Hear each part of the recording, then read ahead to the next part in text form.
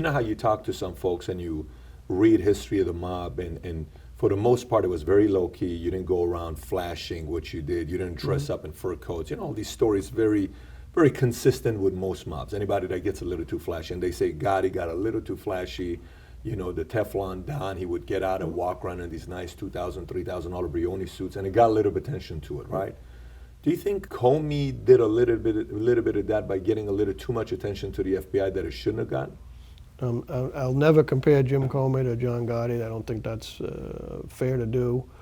Only reason I'm making that comparison is because you are in both worlds. Right. That's the only reason I'm making that comparison. And my answer would be no, there's no comparison between the two.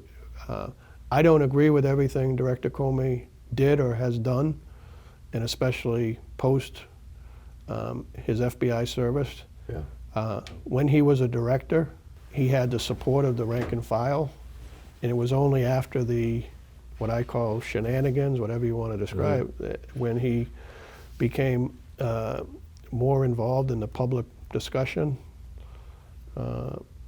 I just don't think that's right. You know, people use the argument against me, why are you writing a book? Well, I didn't open my mouth for 30 years. Everything that's in that book, you can go into a courthouse and find. I never revealed one thing that's not public record. The FBI should not be engaged or involved in day-to-day activities, especially in this political world. It's a very good point. So everything you are writing about is public. So there are some things that happen that you will never tell us about.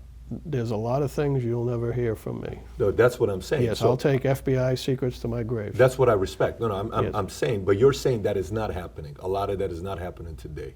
No, I'm not saying, I can't speak for anyone other than myself. What you're seeing happening on TV, though, when you watch the media and the news, and maybe we have more information from the FBI than we should. Is that kind of what you're saying? Well, I would use, if you've noticed, the new FBI director, Director Wray, who I don't know and I never served under, we haven't heard much from him, and that's a good thing.